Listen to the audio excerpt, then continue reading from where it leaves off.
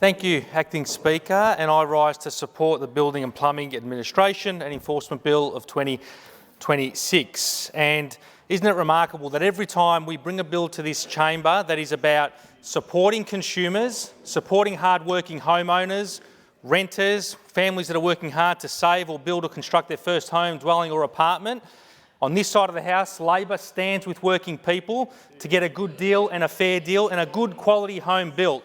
And every time we bring a bill in here that supports consumers, what do the Liberal National Party do? They stand with the big end of town. They stand with their big construction mates. They stand against consumers and the best interests of consumers every single time. In fact, the foundation bill which led to this bill, of course, was the Buyer Protection Reform Bill that we moved some time ago through this chamber, which led to the creation of the new Building, Plumbing and Construction Commission. The Liberals opposed that bill. They opposed that bill, and today they pretend they're sort of supporting this bill, but they're moving a motion to say, let's defer this bill until we conduct further consultation. It's a never-ending pipeline of consultation for these guys. It's their way of saying, no, we don't support it. We don't support it because we support the big business, big end-of-town construction companies to make profits over the hard-earned savings of homeowners. And just look at the stats and the facts here as to why we need to progress with this bill as soon as possible. The Centre for International Economics estimates that Victoria has an estimated 1.04 defects per dwelling, 1.04. That's higher than the national average. For apartments, rates of defects are 2.13 per apartment, 2.13 defects per apartment. And this is estimated to cost consumers, the hard-working people saving to buy and build these homes and apartments, a cumulative $675 million annually. $675 million annually. And just look at the stats from Cladding Victoria. We went through the Cladding Victoria bill yesterday. 50% of the buildings in the Cladding Victoria program had non-cladding issues. That's 50% as they're going through auditing all the buildings that were part of that program with cladding issues. 50% were also found to have non-cladding issues, mainly around water egress issues, water leakage issues, waterproofing issues. 78% of those buildings, Acting Speaker, were less than 10 years old. Less than 10 years old. And Building, Plumbing and Commission data also says that 60% of complaints relate to defects and non-compliance. So 60% of their work is focused on defective building and construction work because of dodgy builders, because of poor workmanship. And that's what this bill really is all about. It's simply about strengthening those protections for consumers to make sure we're lifting those standards of building, of construction. And it's also actually about saving money, not just for consumers, but also for builders too. Because when you have all these sort of defects, you have a lot more disputes going through the Building and Plumbing Commission. You have a lot more disputes going to the various entities and authorities, whether it's the local municipal council, whether it's VCAT and other avenues, consumer affairs, you name it. This costs time and money, not just for the families, but also for the business people and the tradies that are involved here. This bill is just as much about actually helping those tradespeople and construction businesses save money as it is for the families and hard-working people in our communities. Because at the moment we are in a cost of living crisis. As we all know, we've heard that from the motion earlier today. Families are experiencing a cost of living crisis, and that's been compounded by what's happening in the Middle East. And that will have a flow-on effect, whether we like that or agree or not, to the construction industry through materials and supplies, through those global supply chains as well.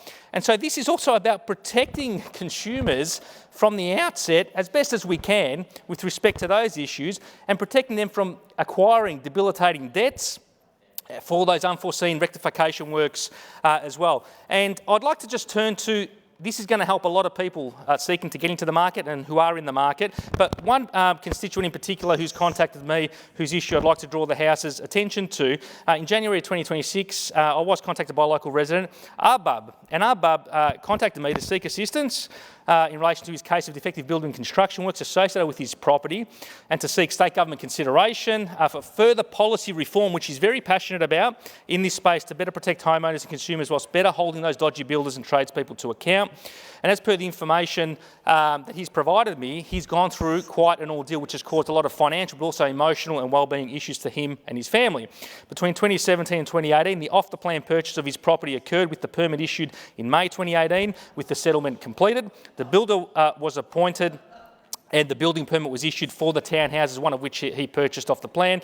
Between 2020 and 21, he states that defects began to be noticed once he eventually moved in, including leaks and cracking throughout the property, following which he sought to engage the builder in good faith to have it rectified, but the builder totally ceased engagement, totally stopped talking to him. And later correspondence, he quotes here from the Building and Plumbing Commission from the 5th of December 2025, this has been a drawn-out saga for him, would later acknowledge, and particularly substantive, many of the defective building concerns, including that the footings of the property appear to have subsided, which appears to have led to the cracking in the brickwork. The balcony waterproofing had also failed, which had rendered the balcony uninhabitable, with Marybeck City Council, I understand, later issuing an emergency order as a result of that work. Between 2022 and 2026, notwithstanding these issues and attempts by Arbab to engage with the builder to have these issues rectified again, I was informed that the builder refused to continue to engage nor return to the property, with Arbab subsequently escalating the matter extensively through all his available channels, including VCAT, even the Supreme Court and the Court of Appeal. In 2024 and 2026, Arbab informs me that through these efforts, the Building and Plumbing Commission ultimately investigated and found a 16(4)(a) breach and sought to discipline the builder. However, confirmed that he had no rectification jurisdictional power at the time to enforce rectifications, and subsequently closed the file. And as a result of those experiences and extensive engagement with Arbab to assist him, he really did encourage the government, through me as the local member, to seek further policy reform and legislative reform. And that's exactly what this bill is all about. It may not sadly address Arbab's issue as he's currently experienced it, but going forward, consumers in his shoes will very much be more strongly protected going forward as well, to prevent such circumstances, because we know the building industry does touch on every aspect of our lives, directly and indirectly. It's responsible for our homes, our hospitals, our workplaces, kinders, TAFEs, our transport network, our sporting clubs, park, community facilities, and so much more. But it's also an economic driver, and so we need to make sure we continue to lift those standards to make sure it can continue to sustain that economic activity for our state. It contributes almost $40 billion in economic output for Victoria, 8.5% of Victoria's gross state product, 360,000 jobs associated. It's around 8% of all jobs in Victoria. It's about our third largest employer collectively as a sector. 68,600 new workers will be anticipated and needed by 2027, and 162,900 further workers will be needed by 2034. And of course, the industry also remains one of the strongest entry points into the workforce and skills, especially for young people. Around 12,800 apprenticeships and trainees are in construction and growing, namely around carpentry, plumbing, electrical works, bricklaying, civil construction, and so much more. We've got 127,370 construction businesses in Victoria. 62.7% of them are sole tradies. And across Marybeck of my community, 6,500 locals work in construction. That's about 7% of my local community's employment. It's the fourth biggest employment sector in Marybeck. And in terms of businesses, there's 2,500 businesses in construction that make up about 15.5% of local businesses. It's the largest small business sector in my community. But of course, it's going to become even more important as we drive to build more homes for more Victorians through the Plan for Victoria, the 60-odd activity centres, including in Coburg, Brunswick and Sydney Road, which we've recently released final plans for. We want people to be living in good quality homes when it comes to my community and all of our communities, Speaker. The homes through the housing statement, the big housing build, and so much more. And it's Victoria's program of reform that is leading the nation to protect consumers in this regard, because while other states have sought to water down their building controls to catch up to Victoria, which is building and approving the highest number of homes, that is a fact compared to any other part of the country. We want to make sure that we build these homes well and to a good quality and a high standard. And the work of the Building and Plumbing Commission has been essential since we've established it in lifting those standards as well. And of course, that's part of our ongoing work to continue to make reforms in this important space.